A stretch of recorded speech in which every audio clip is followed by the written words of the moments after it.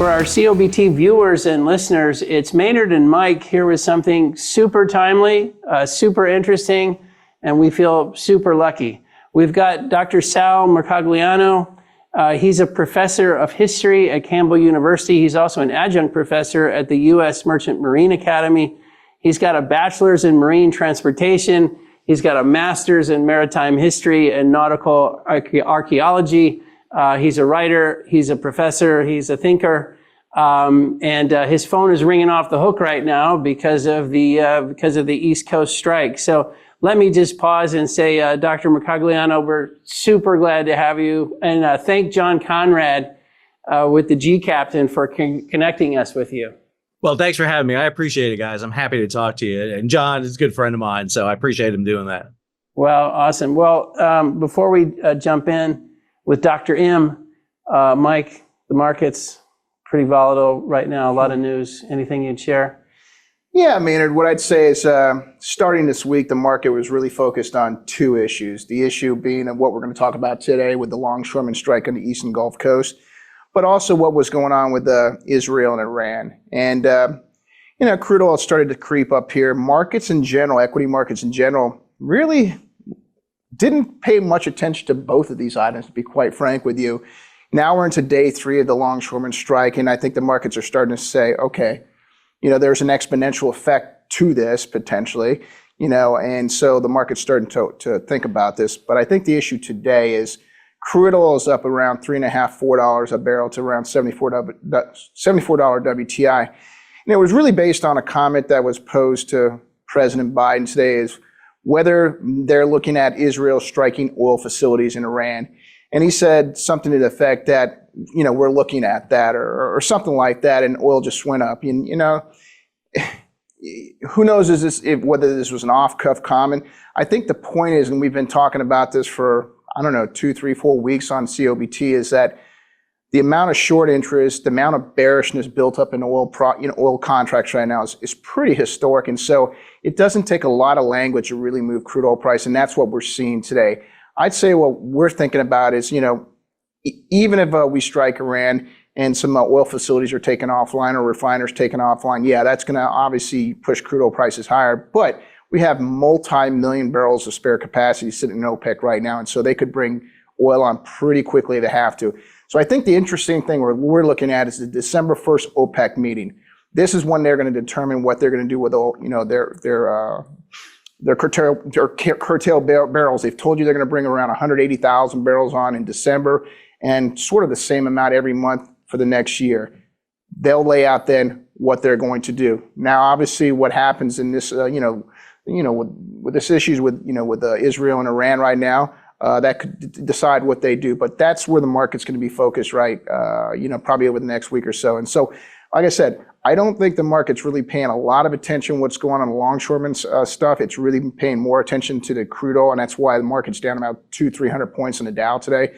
But I think if we get into this weekend and we don't have a deal, then I think the market's going to get a little more concerned coming Monday, Tuesday, Wednesday of next week. So with that, Maynard, we'll hand it back to you. Awesome. Well, Sal, can I make the move to Sal? I don't want to be too familiar. I mean, you're fine. Doctor, for gosh sakes. Sal's fine. Thank you. Well, look, it's great to meet you. We really do appreciate so much you joining us on short notice. Some people you just met. But, you've done some great work. It's online. People can see you were talking about this before it happened. Now it has happened. For our audience, if there was a quick way to summarize why we're here, why is this happening? What's a quick answer for the shipping fans but not shipping experts in our audience? What would be your quick answer as to why we're here? Yeah, I'll jump into that question in a second. Just going on what Mike was saying, I just posted a video on an attack on a crude oil tanker coming through the Red Sea, the Cordelia Moon, which was a really interesting attack by the Houthi. I think that is a very flagrant attack. I'm wondering what that impact that's going to have on the market. We haven't seen a lot of attacks on crude oil tankers. One of the first ones we've seen happening. On the issue of how we got here, this is something that it's surprising many people. They're just finding out about it. But in truth, back in June, I was already hearing about it. It was a pretty clear. What we have here is the way ports work in the United States is we've got two competing unions. On the West Coast, we have the ILWU, the International Longshore and Warehouse Union. And on the East and Gulf Coast, the International Longshoremen Association, the ILA. Both of them negotiate with a group that represents shipping firms, the terminals, and the ports. West Coast, it's the Pacific Maritime Association. East Coast, it's the U.S. Maritime Alliance, just designed to confuse everybody. We came to a conclusion last year with a new contract in 2023 for the West Coast. The contract on the East Coast was a 6-year contract. It was negotiated in 2018. Before that was 2012. And now this was due. So, one of the things I talk about a lot is black swan events that you cannot plan for that have been impacting shipping, Ever Given going sideways in the Suez, Houthi attacks, Dolly hitting the bridge in Baltimore. This is as white swan event as you can get. We knew the date and time that this contract expired. Yet for 2 years, these two groups have been at odds with each other concerning two big issues. One of them is wages. The ILA wanted to see a substantial wage increase. And the reason for that is because the container liners, which make up the majority of the seats on the U.S. Maritime Alliance, has had record profits. I mean, if you look at the container side post 2020, it was massive profits. 2021 was a year in which they made more profits in the single year than the entire decade combined. And then in 2022, they made more. And so the Maritime Alliance is like, okay, we want to negotiate wages. The Maritime Alliance locked the wages in at 22% pay raise over 6 years is what they were going to say. Basically, you were going to get a pay raise over 6 years of 22% entirely at the very end of that. And the ILA walked away from that. They said, if you are not willing to negotiate, we're not even going to sit down. And that was 2 years ago. Can I ask you a dumb question just while we're on Sure. it? Because I think we understand, but it's probably worth just making sure we do. Those profits you were talking about in 21 and 22 by the container people, which I think we all understand that is like the COVID supply chain, zero interest rate kind of froth. But can you help us understand just a little better why they were making so much money? Sure. So 2020, you have the global supply chain crisis that's kicked off because of COVID. So what happened was the world found themselves stuck at home. And the way the global supply chain, the maritime global supply chain is, it is factored in so that they have an idea of what you are going to consume as a consumer. So that when you hit the Amazon button on your phone and you order something and it says, well, it's going to be delivered to you in 24 hours, that thing has been moving for 4 to 6 months. It has been, packed on a ship and sailed across the ocean. And now it's sitting in a warehouse 24 hours away from where you're at. When you went home and sat at home and everybody else did, or most people did, not everybody, but a lot of people went home, our buying patterns changed. Toilet paper. We didn't run out of, there wasn't an issue in 2020 where COVID made us go to the bathroom more. That's not the issue. The issue was you were home 24/7, which means that you were consuming home toilet paper and not toilet paper at work, at restaurants, at sporting events. And all of a sudden that volume went up. And so you saw the shelves empty out. Well, it was the same thing in global shipping. Global shipping had to haul stuff for the normal economy. The consumer economy during COVID was different. I need an office in my house now. I need my Peloton bike. I want to get some patio furniture. And that started filling up shipping, but you still needed to keep shipping over the normal cargo over because you weren't sure when COVID was going to end. And you had to be ready for both the COVID economy and the post-COVID economy. And what that meant was, well, you got to ship more cargo over, which means you got to fight for space on ships. And that drives up the freight rates. And what we saw happen is, whereas in pre-COVID, you could ship a 40-foot ocean container across the Pacific for $1,500 a voyage, now it's going to cost you $10,000. And not just $10,000, but if you want to expedite it and get it even faster, $15,000 or $20,000. And you are paying more for those containers and getting less reliable service. And everything about it was getting more expensive. The railway, the storage facilities, the trucking, everything went up. And that's why we saw inflation spike. It's one of the reasons why you had a massive inflationary kick up as a result of this. All of that is the freight rates give these ocean shipping companies a percentage. And so their volume, their money went up. And so if you're the U.S. Maritime Alliance in 2018, when you made your last contract, 2018 was, a year where half in the red, half in the black for the container companies. And if you go back the past 6 years from 2012 to 2018, it was the same thing. It was barely squeaking a profit. But then from 2018 to 2024, it's massive profits. And if you're the ILA, you want to sit there and say, listen, you can pay more than 22% pay raise. There was a firm that gave, one of the shipping firms gave like all their employees a year's salary extra. There's like ridiculous bonuses that were being given out. And so the ILA wants that. They also feel like they've been an issue here because the ILA, which used to represent hundreds of thousands of workers, now represent 10,000 workers because containerization has eliminated jobs. And that's the second issue that's coming up in their negotiation, automation. Having their jobs being replaced by automation, by container handlers in the port that don't have people in them, by, technology that eliminates the human on the yard. And, about 7.4% of the world's terminals, ocean terminals, are automated. And so the U.S. isn't, it's not unnormal to have a human-filled yard. Automation is the new thing. And automation is really expensive for ocean shipping. I know a lot of people automate warehouses and you see that go on, but this is an entire, hundreds of acres you've got to automate, and it's very expensive.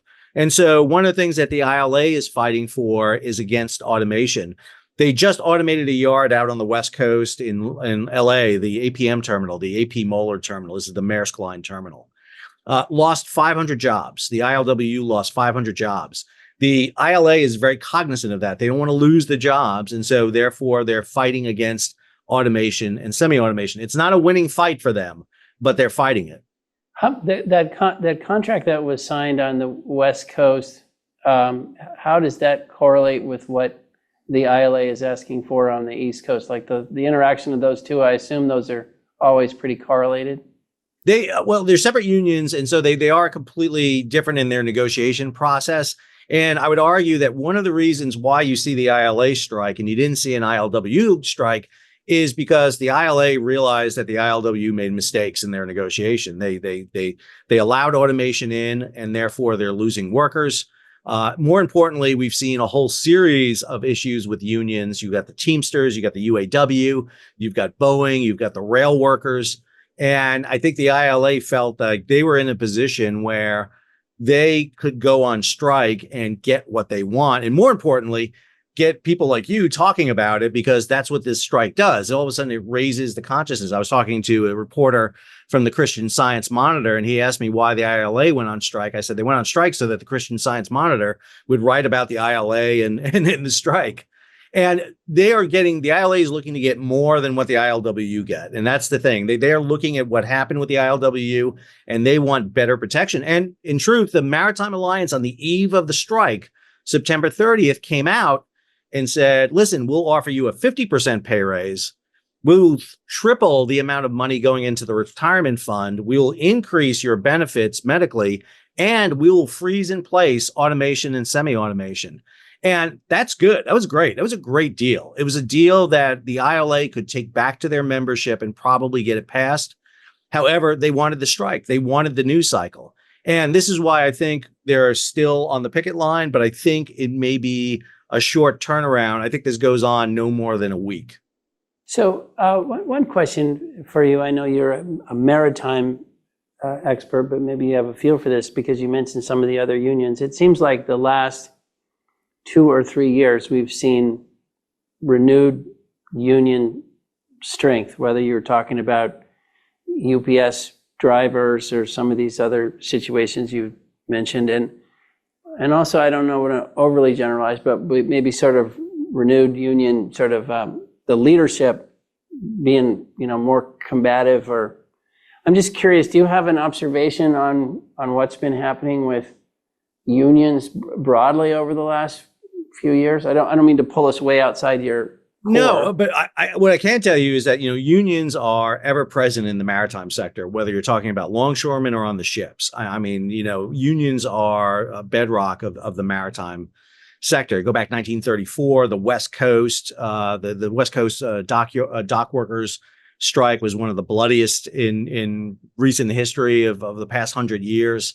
It led to a massive unionization effort in the United States. You saw the unionization on the East Coast and then the Gulf Coast following that.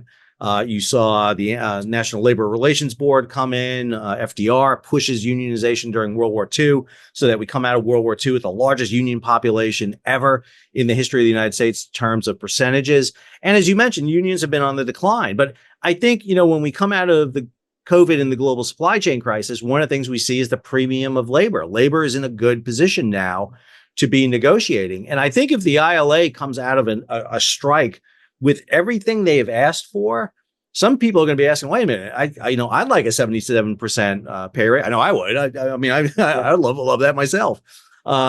Maybe a union is not a bad thing in some ways. The issue is what we're seeing right now in this strike is you're seeing a lot of images of Daggett, the president, and the president of the ILA. If you have not seen Harold Daggett, he is out of central casting for a union boss. I mean, if you asked Hollywood, give me a union boss, it's Harold Daggett. He is out there. He's got the tattoos. He's got a big gold chain, and he's in your face and not afraid to say what he thinks. However, behind the scenes, if he gets what he wants, then does that union show strength? Look at the Hollywood actors strike and the writers strike. I mean, you saw solidarity in that action, and we see it with teachers. We see it with public service people. All of a sudden, and the other thing about it that's really important is what Daggett is saying is like, listen, the ports are separated. They're state and municipal, run. Texas ports are run under Texas. Georgia ports are under Georgia. The one unifying element here is the ILA, is the International Longshoremen's Association. If you would ask me a year ago, would the Houston ILA or the South Carolina ILA go on strike? I would say no. It's a right to work state. There is no way they would do that. Yet he was able to get those locals to vote to go on strike. And that is a much different issue than ever before. I had people telling me Houston's not going to close. It's a right to work. There's no way. And Port of Houston, in terms of containers, is closed right now. So you just touched on it. The governance of this is, so Harold Daggett is leading the negotiation. And then when he comes back with a deal, how do you decide to submit it to a vote versus just rejecting it out of hand? Like, what are the internal mechanics of if I was trying to get these guys to come back to work, how does this function? So there's a master contract which covers all the locals, but then within the ports itself, there are local issues that have to be ironed out. So they'll come in with a master contract distributed to the local reps, and it will take it back to their members. The members will have, and we saw this on the ILWU on the West Coast. So there's for instance, we're in Houston, there's a Houston ILA, right? A person who is, has some significant influence in all this. Yep. And then there's a regional one. The Gulf Coast has an entire region in that area. And so they'll bring it back for a vote by the membership, and they will determine whether or not, and there may be some issues within the locals that have to be done. There are unique things to Houston, for example, that have to be judged in. Some of the wages will be adjusted because of cost of living in certain areas. There'll be issues about the different types of the ports and what goes on. So it's like some ports, you got to have ILA line handlers do things. There's certain provisions that are in the ports. And so it'll go down into the local levels, but the master contract, the one that covers everything, will be voted on by the membership. And then that will be the big contract that covers the main operating. And, this is the element. Unfortunately, one of the things that I think has been missing is because Daggett is so large, everyone has focused on him and the ILA. What hasn't been talked about is the U.S. Maritime Alliance. You haven't seen the CEO of the Maritime Alliance. You haven't seen the heads of the shipping companies. You haven't seen the port directors. You haven't seen the stevedore companies. The largest port operator in the United States is something called Ports USA, which is owned by the Canadian Pension Bureau. That's who owns it, is Canadian retirees. But you haven't seen them on the news. The focus has really been on the labor side. But that agreement will go out for a vote from them. And again, the ILA is going to be very careful. They don't want this to last too long that it starts impacting Americans. Shut the port down. There's no effect on Americans. They're not going to feel it unless there's like a panic buy on toilet paper. But everything else should be pretty stable. But if it goes on more than a week, you start feeling it. There are impacts that start going on. You go more than 2 weeks, it's going to be shutting down manufacturing because parts aren't coming in.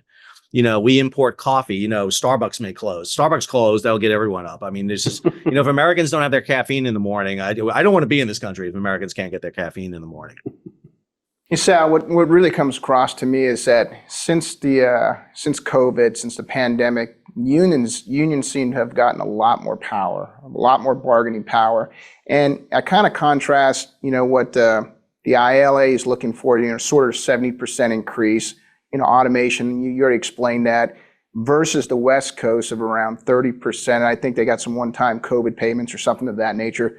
Then you saw the UAW with the 3 auto companies get something like 25 or 30%. And Boeing right now is basically trying to negotiate, and they're looking at 40% over the next 3 years. And so I look at all this stuff and say, wow, the ILA contract is just way out there. And so it looks really, really good and good for them. But it just seems like unions seem to be getting stronger. Maybe it's just because of COVID. I'm not quite sure what that is. I mean, maybe talk about that. I mean, how do you see this unfolding?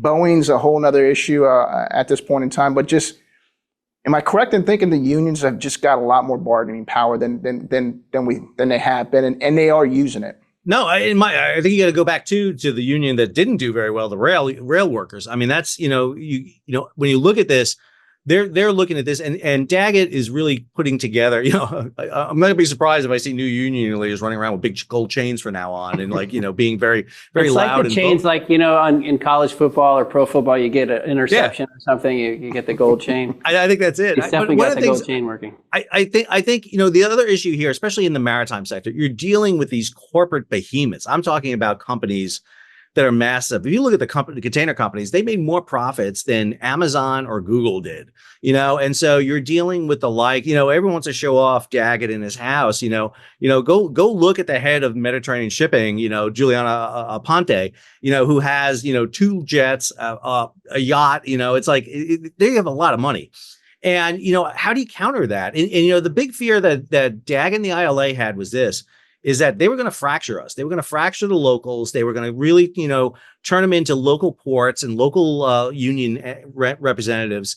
And then they can play the ports off each other, and they can underbid contracts.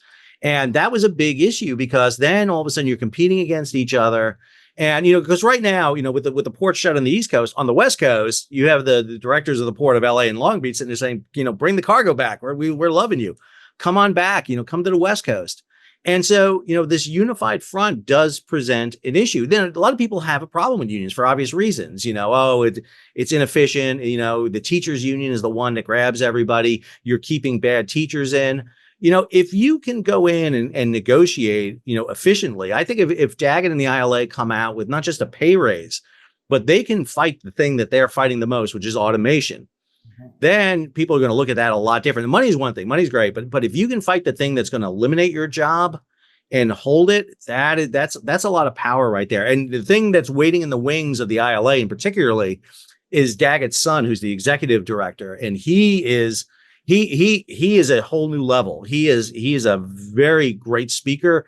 He has kind of the best attributes of his dad, and he understands how to do this. And I think for unions, we're seeing that. You're seeing it in Starbucks and a lot of places, a lot of service businesses, and you see it across the board, where labor has been treated pretty badly. It has not kept up with the gains of a lot of corporations, and that could be a negative too. Let's be clear. There's no doubt that salaries and personnel costs are some of the biggest expenses.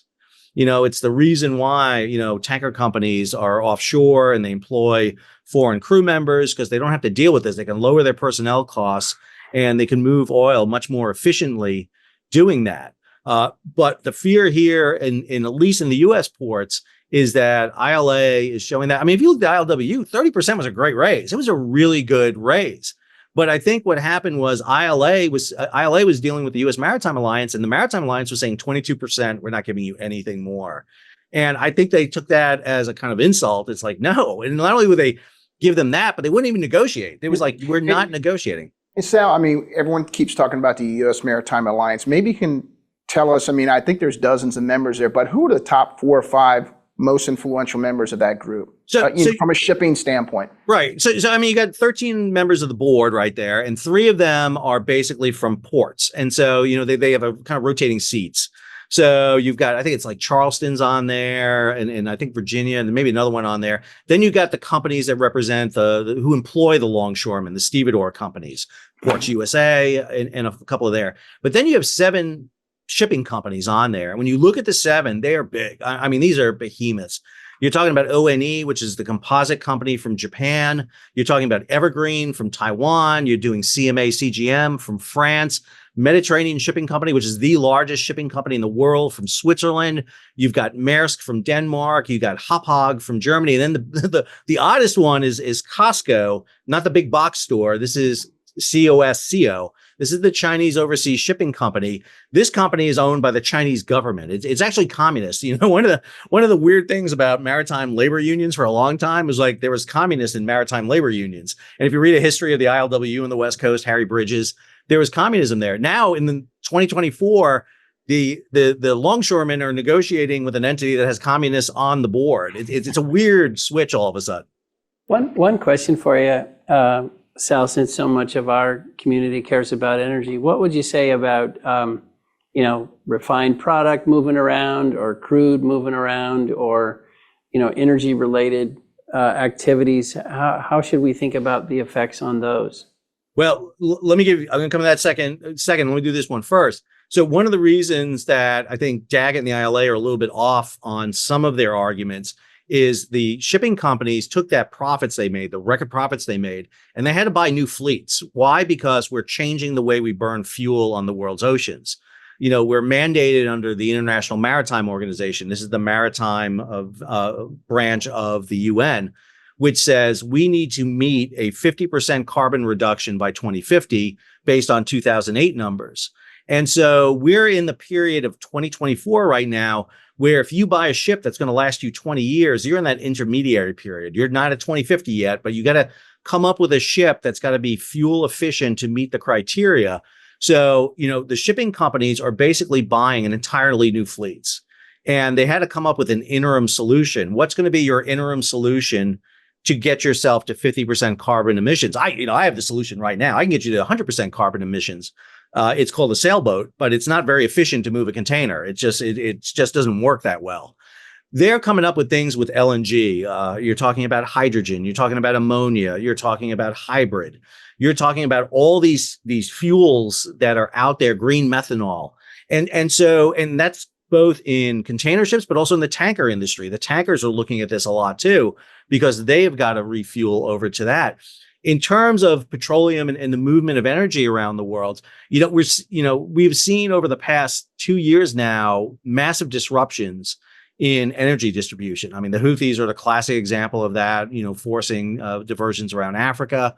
We're seeing consumptions of fuel change. One of the things that this has done is ships that slow down, they slow steamed. And so, we dropped a knot or 2 down on speed, makes ships more fuel efficient. It reduces their emissions. Well, as ships all of a sudden have to make up schedule because they're traveling an extra 5,000 miles, they got to speed up. So we're seeing fuel consumption go up. One of the things that the East and Gulf Coast strike is doing is like, well, I got to get priority movement here. I got to get air movement, air movement. Well, that's going to increase your jet fuel requirements, which is at a premium now. I mean, there's only a finite amount that we can distribute and ship around the world right now. And, you're seeing product tankers, especially clean product tankers in particularly, all of a sudden, being in greater demands. One of the things that is happening in the industry on the container side is we're getting those new fleets. The tanker fleet is getting older. It's getting, they're not building it anywhere enough. The number of ships they had. One of the things that the container companies have been able to do is throw these new tonnage, these new ships being built into the route around Africa. They've been able to meet the uptick in demand by putting new tonnage on the routes. Tankers can't do that. As you increase your ton miles, the amount of miles you got to ship a ton of fuel, you either need more ships on that route, or you need your ships to go faster, or you're going to just raise your rates and see spikes in rates. And it's one of the reasons we've seen so much volatility in the tanker market is because as you have to start shifting ships around alternative routes, as you're chasing, as LNG shipments change from going from the East Coast or the Gulf Coast of the United States through the Panama Canal to the Far East, we're shipping them over to Europe. Then you had the low water in the Panama Canal. I mean, all of those are causing the movement of fleets to be a lot different than what we envisioned. The most recent attack I just talked about at the beginning of this, is that going to have an impact? I mean, that ship was in ballast heading northbound. What happens to insurance rates now on crude tankers going through the Red Sea? Is this going to be an escalation?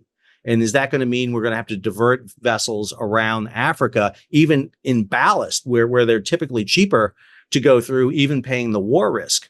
So I think we're seeing a lot of flux in the energy sector being driven also by what's happening in our consuming section by the container ships. One of the things that I get a chance to do that doesn't happen a lot in shipping is I get to look at all the sectors. I get to do my 50,000 view at all the sectors and dive in. Lots of times people are very stovepiped into their sectors and they don't look at all of them. So Sal, maybe just to clarify one thing while we're here. Sure. So is the strike, the ILA, is that mostly around containers? And so people shouldn't think of it affecting LNG and petroleum and refined product and stuff like that? Oh, yeah. I should have clarified at the beginning. You're exactly right. What the ILA strike is dealing with is two really areas. It deals with containers and car carriers. Those are the two areas that they're in. Because the ILA doesn't offload or load tankers, those tend to be separate contracts. And especially in the Houston, Texas, Gulf Coast area where a lot of the energy comes out of, those are separate contracts that the ports run, and they do it under blanket contracts with either local reps and even sometimes with the ILA, but they're separate from this master agreement. The master agreement deals with containers and car carriers. ILA longshoremen work in the terminals in those container yards. They move the containers around. They'll come on and off the ships. They climb on the ships. They throw the lashings on them. And with car carriers, they actually physically drive the cars on and off them. So one thing I think where, the big mantra in today's world is how are we going to reduce inflation? All right, that's obviously a big topic. If we start layering in, and I was just listening to you as you described, let's say we get a new contract here, but we're changing out the shipping fleet for reasons you mentioned. Some of those options, it's interesting around here, Sal, we had Wärtsilä was on earlier this week, so we were talking about these new technologies.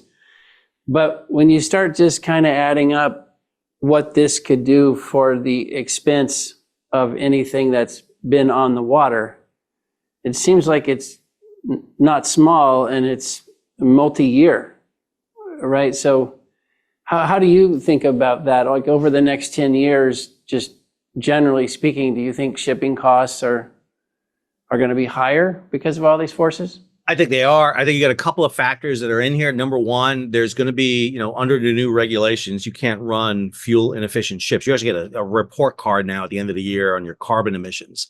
And once you get a failing grade for 3 years, you got to scrap the ship. And, ships get prohibitively more expensive to operate the older they are. And right now we're past 20 years on the average of ship ages. We're getting older. We're getting a year older every year because we're just not building enough to replace it, especially in the tanker fleet. The other problem you have as you do introduce new technologies, as I come up with an LNG fuel, for my ship, or if I'm using methanol, or if I'm using hydrogen, or I'm using any of the mixed fuels or whatever's out there, you need engineers to run those plants. A diesel engineer is a dime a dozen right now. We can find them anywhere. You can find diesel engineers a lot. As you start getting more sophisticated propulsion plants, you're going to need more highly trained engineers. That premium is going to go up in terms of costs. The standard operation for it, the bunkering of a ship, LNG, one of the reasons a lot of companies stayed away from LNG fuel is you have to get LNG fuel somewhere. There has to be bunkering facilities for that. Bunkering is when you refuel a ship. If you don't have that LNG fuel out there, you're in a problem. One of the things that the Houthi caused was everyone was going to South Africa for fuel. Well, South Africa was a disaster when it came to fueling. It didn't have the port facilities, didn't have the capability. And you literally had ships nearly running out of fuel at some cases, in which case you had to refuel somewhere else. Ships love to fuel in Fujairah up in Oman on the way between Europe and Asia. You would jive in there real quick, grab fuel, and you're going. Now you got to go an extra 5,000 miles. And there's no opportunity for that. So I do think what we're seeing is an inflationary cost increase in our operation for vessel, in crew costs, in vessel costs. Be clear about something. You build vessels in 3 places in the world: Korea, Japan, and China. That's it. And what we're seeing over the past few years is, number one, an escalation in how long it takes to get a vessel. We're going from about 2 years to 3, probably going to be at 3.5 years fairly soon. We're seeing an increase in costs. Even the Chinese are raising their costs, which drive everyone's costs. And then the other thing we're seeing is a capacity issue. We have lost 60% of the shipyard capacity since 2008. Shipyards have consolidated, they've gotten bigger together, but we don't have as much capacity to build ships as we did. If you want to order a ship right now, you're out of luck. I mean, the books are fairly full. It's hard to find spaces in shipyards right now to start ordering ships. So if you're a tanker company, if you're a major energy, tanker firm, if you're TK or any of the big guys out there, and all of a sudden you want to sit there and say, I want to order, 24 tankers, they'll take the order, but don't expect to see that ship for 4 years, maybe 5, if they can't get pushed in on time. I guess it's interesting. You were talking about the West Coast signed a deal, kind of a 30%-ish increase, but didn't prohibit automation. Now the ILA is leaning in and saying it's got to be a bigger number, and also we want to prohibit automation. It seems like you could make the case that the higher the wage you extract as the union, the more desirable automation is going to be. So there's almost some happy medium between, look, we want more, but we don't want so much more that it encourages you to put in all this expensive automation equipment. Is that the right way to think about it? Like if this thing settles, tell us where you think it settles maybe, but also tell us how to think about the automation piece, because a huge wage increase is just it seems like ultimately that drives automation. Maybe it's 10 years out, but it's coming maybe even harder. No, I think that's a fair point. And I think it's one of the things that the ILA has got to be very careful about. I mean, when they made that offer, that 50% offer, it's like, that's a good offer. It's a really good offer. They're offering a lot there. Normally you do it, but I think it also has to do with the timing of this strike too. Again, we knew this strike was coming, but you're the ILA. You're a month, 5 weeks out from a presidential election. You've got a lame duck president who is pro-labor. I mean, he went on the picket line with the UAW. He has come out and said that he is in favor of basically collective bargaining, and that he's not going to invoke Taft-Hartley. He called out foreign shipping companies in his press statement. He said foreign-owned shipping companies. And then he was followed in lockstep by his vice president, who's running for president, his secretary of Secretary of Transportation, and his acting Secretary of Labor. And so, the Democratic apparatus went full bore in there, which I think incentivized maybe the ILA to push a little bit harder, which I do think you're right. There may be some blowback. I think when we look at this contract, in 2020 or 2030, what's going to be the argument here? Are they stronger as based on pushing for more money and no automation? Or, one of the analogies I always talk about is revolutions in countries. And the analogy I use is a boiling pot of water. Some countries, take the symbol that the boiling pot of water means steam's building up, and they'll take the lid off and allow reform, and they dispense the pressure. Others sit there and they only relieve the pressure by the pot lid shaking. And then there's countries like Russia that sit there and just lean down on the pot and try to keep it in. And the fear here is that the ILA is trying to keep that pressure in of automation and explodes out, in the 6 years that go on to the next contract, that yards are looking at, I don't even need the ILA anymore. I'll just automate my yard entirely and get rid of them, and we'll transition in. The problem is that's very hard to do. Changing a yard, a terminal it's kind of like a house. It's like, you can take your little one level, one room house, and you can expand it. You can build wings on it. You can, put a second floor on it, but it's probably easier just to raise the whole house and build a whole new one. And, that's what we're looking at. It's hard to build a new yard in the United States. And so what we see is really the progression of terminals. And, I wish I had a crystal ball. I just don't know what's going to happen here in the future. Sal, I think the best thing that Daggett has done here is reminded the world of how important shipping is to global trade. It is the most important thing out there. And so kudos to him. Second thing, I was born and raised in the Canal Zone area, so I understand what shipping means. I understand what, lower levels in Gatun Lake means. I understand what putting additional locks there means for global trade. I guess my question for you is, as it goes to just maybe reshoring back to the U.S., stuff of that nature, how is the global trade going to change the dynamics of the global shipping market, in the next, say, 5, 6, 10 years? One of the things that amazes me is if you look at when the last strike was, it was 2002 on the West Coast, and then you go 50 years, 1977 for the ILWU. If you look at how we've moved cargo since then, it's been amazing. Back basically in 1977, we were moving about 4 billion of tons of cargo on the world's oceans. By 2002, we were moving 6 billion. Now we're moving 12 billion. And it's just, and that's all cargo. That's containers, that's oil, that's everything that's moving on the ocean. We have just increased the volume and velocity, the amount of goods we get. Why do you build a new lane in the Panama Canal and open it in 2016? Is because the ships are, for long constrained by the old locks. I sailed on ships that were 895 feet long, 105 foot wide, 35-foot draft, because that's the lock dimension. And that was ingrained in your head forever. Now you can bring a ship through the canal that doesn't carry 4,500 boxes. It carries 16,000 boxes. And that changes the equation. It changes the entire equation.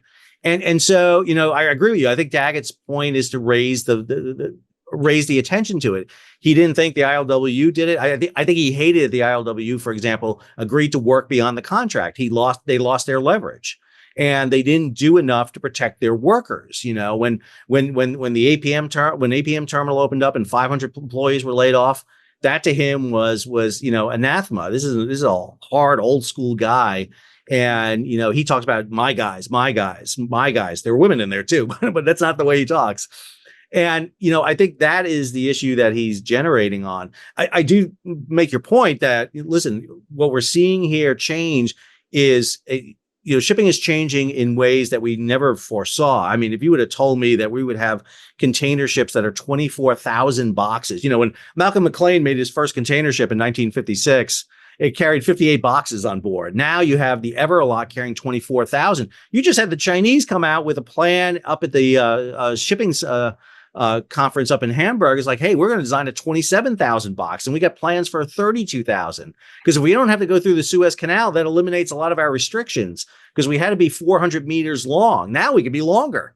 And you start talking about it, it's like, and again, we forget, what brought around the super tanker, the VLCC and the ULCC. It was closing the Suez in 56 and 67. And these events have impacts. They really do change things. And, the ILA and Longshoremen may give some pause to other countries around the world, too. I mean, we're talking about an American thing, but if you can see dock workers organizing, they can have an impact. And let's be clear, American dock workers are not the worst when it comes to strikes. Go to Australia, go to New Zealand, go to some other countries, and we see these strikes all the time. And, they're trying to protect some wages. I think on the onshoring side, it's really interesting. Obviously from supply chain 2000 to 2021, we saw a lot of companies begin to move. Not as much into the US, but maybe closer, in Mexico, South America. But you still have a shipping issue there. I would argue you still have that. I got a lot of people who sit there and say, well, why not go into Canada and Mexico and ship into the United States? That's taking a super highway and going down a trail. It's like it doesn't quite work. But I think it does provide some utility. One of the things that I've seen happening, which I think is really important, if you look the months before the strike, a couple of things were going on. Number one, a lot of companies were forward loading their freight. So we saw record numbers coming in August and September. That's smart. I mean, people were hedging their bets. Second, from what happened off of LA in 2021, 2022, a lot of companies are sitting there going, I'm not going into one port anymore. I'm going to multiple ports. I have the ability to swing my cargo. I had somebody back in June when I did a video send me a note with a very nice check, by the way, who sat there and said, I watched your video and I swung my cargo from going into the East and Gulf Coast onto the West Coast. And so you've got that variable. You see it in the energy industry. What happens when the Suez shuts? Well, I get my LNG from the United States. Well, maybe now I'm going to get it from Qatar and Australia and diversify my routes for coming in. The fear that you get into, but is this regionalization. One of the things that's made shipping the way it is you can haul things around the planet without a problem. I mean, it's literally the ocean, the open ocean. It's the free seas. It's what Hugo Grotius wrote in 1609 when he's talking about the open ocean, the Mare Nostrum. It's like everything's available to you. But as you start creating barriers, whether it's ports or the Houthi or it's the Chinese and the Philippines in the South China Sea, or it's the Black Sea, you may start causing regionalization where people start focusing on their individual regions, and we see barriers start being put up for the entry of outside players into the marketplace. That to me is very dangerous. That's a dangerous perspective. If the Iranians start sitting there saying, Persian Gulf is mine, I'm going to impose, restrictions on it, that creates the problem. And what you have right now is the Houthi, which are Iranian-backed client state, is basically, choking one of the access points. If you're Saudi Arabia, you got to be paranoid. You get the Iranians straddling two of your three choke points out to the water. All they got to do is fire up Hezbollah, and they're hitting the northern part of the Suez. And now Saudi Arabia can't transport. I mean, this is the type of geopolitical things we've been watching a lot. And it's hard to know what's going to happen next. But having a plan so that you have alternative sources is really the most important. But you can't plan for everything. So this has been spectacular. We got to send you and John Conrad a thank you basket from Texas. But I think this last one, I think you've already answered it, because the net of your comments sort of suggests this does get settled pretty quickly, which I guess is another way of saying, I think we all understand the White House politically has a lot of reasons to be supportive here and not do Taft-Hartley, but they also are probably calculating this gets settled without them having to get involved. Do you think that's fair? I think even if it gets settled without them getting involved, I think there should be a moment that they do get involved. I actually think there was a moment early on where they should have called this in. My problem with this is a preventable event. It did not have to happen. We didn't have to get to this. There should have been a moment where the president or somebody calls in the union, the U.S. Maritime Alliance, and sit them down at the desk. I still think it may happen. I still think, if the president had called in the CEOs of the major shipping lines, for example, I think that could have helped push the needle a little bit. I think if the president called in the ILA, that could have helped move the needle a little bit. I do think there's a role here for the government to be the kind of the neutral arbitrator. My fear is they came in very much on one side of this argument. Ocean shipping it's easy to critique. It's easy to critique the big rich guys and these multinational corporations overseas, but they provide cheap transportation for us. If you look at the world economy, it's gone up. I mean, it has gone up immensely. If you look at the graph that shows world poverty, where it sat at about 90% for most of human history and then falls off a cliff, it's because of, again, global shipping. It's because costs to move things on the water basically disappear. What's the transportation cost for a ton of fuel or a container? It's in many ways, it almost doesn't even register when you buy something, because it's maybe in the pennies, if not in the dollars. And that's something that needs to be maintained. We cannot operate in a system where we're closed off and we're completely self-dependent on ourselves. I'm a historian. I teach world history to kids. And one of my favorite classes is a business and trade class. And I talk about the fact that even the ancient Mesopotamians, were trading among each other. The Egyptians were using the Nile as a conduit for trade. You find in ancient Pompeii, which was destroyed by Vesuvius, when you dig out the ashes, you find Chinese coins. So, 2,500 years ago, we had globalization, we had trade going on, not as much, but what we have to do is keep facilitating that. We need to do that. And there are challenges to it right now. There are challenges to it. There are challenges by forces out there on the oceans, the Houthi. There are, global challenges that we're seeing by global warming, low water levels on Gatun Lake. And then there are the issues we put on ourselves, labor negotiations, port strikes, infrastructure development. Can we get our ports? How long have we been waiting for LNG ports to open up with permits sitting in the government, waiting to be cleared? How long are we waiting to be able to export and import oil, build new refineries? When was the last time we had a major refinery built in the United States? For a long time. There are a lot of issues that we can be addressing right now that alleviates a lot of our concerns. The question is really raising the attention to it and making it the public aware of it. Because before October 1st, how many people knew what a longshoreman was? And it's probably not many. Well, you just gave, I think, a much needed commercial for free trade, which you just don't hear about anymore. Do you think, last question, do you think 10 years from now we're still talking about deglobalization and onshoring and everybody doing their own thing? Or is this just a trend that will kind of recede and we'll get back to the trajectory we used to be on? I think it's cyclical at times. We go through these kind of waves sometimes with this. But I definitely think that, 10 years from now, we're still talking about this idea of globalization. Remember, post World War II, we came up with this idea that we're going to, create the free open oceans. The U.S. Navy, along with its allies, created the blue water as a free common. Everyone could sail. There was no obstructions. Even during the Cold War, you could sail the Soviet Union if you want to. You can move ships around. There was really no challenges to that. Today we're seeing some challenges. We're seeing some obstacles come up to that. And, when you have obstacles on the open ocean, then people start thinking about, well, maybe I need to relocate. Maybe I need to have things a little bit closer. It's really a matter of how we address that and how we go about doing that. I tend to believe that we will stick with it because the benefits of being able to move goods around the ocean is really important. I love free trade. I like fair trade too. You gotta be careful with that because sometimes free trade isn't always the fairest trade. And you can see those differences. One of the reasons that the ILA is making their issue is because those companies are offshore because it's a lot cheaper for them to be offshore than to be here in the United States. So I'm always optimistic. I can afford to be optimistic, I guess, because, I'm a historian. So, I tend to look back, not always look forward. But, because if I was looking forward and I knew how to read the future, I'd be a rich, rich man and not have to be a professor. Well, you're a fantastic one. What a great scholar for us to get to visit with. Dr. Sal Mercogliano, we really appreciate you. Please come to Houston and hang out with us. We'll come up and see you. But this was such a great connection for us to make. Well, thank you so much. I appreciate the offer. Great to be with you all. All right. Thanks, everybody.